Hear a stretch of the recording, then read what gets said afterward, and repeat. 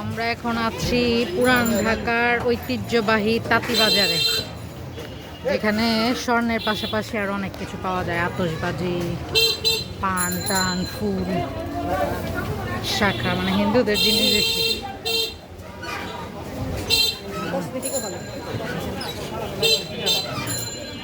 গায়ে হলুদের জিনিসই মনে হয় বেশি। হ্যাঁ, বিয়েটের এই যে কাইট কি জানি ঘুড়ি, আরে আমার তোলা দেখলাম পাগল হয়ে যেত মনে। এদিকে খালি সোনা স্বর্ণ আর কি। স্বর্ণ সামনে শাকারি বাজারে না, তাঁতি বাজারে না, স্বর্ণ রূপা হিন্দুদের। হ্যাঁ,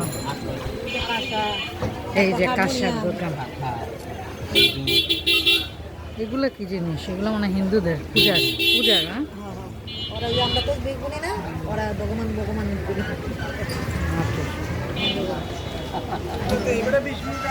কত কিছু ওগুলো আগে পূজায় দেয় সব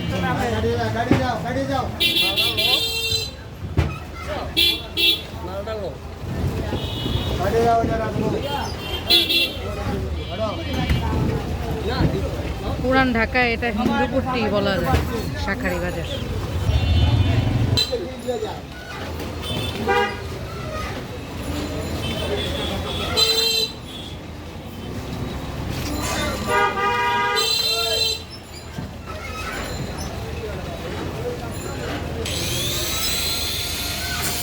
বাচ্চাদের খেলনা,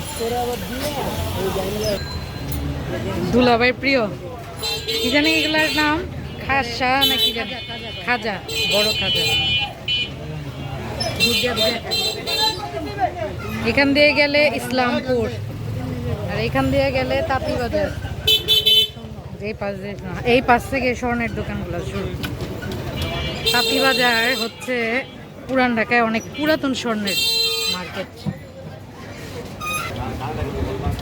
এখান থেকে স্বর্ণ যেমন কেনা যায় তেমন স্বর্ণ বিক্রি করা যায়, আবার স্বর্ণ বন্ধ করে রাখা যায়। সুদের ব্যবসা।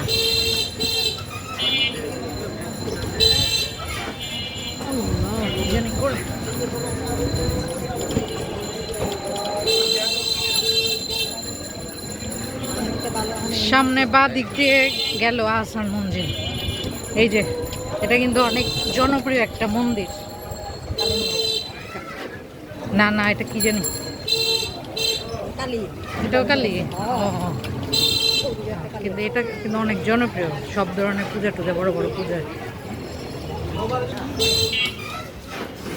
এখানে ছোট ছোট দোকানেও অনেক স্বর্ণ কালেকশন, বড় বড় দোকান।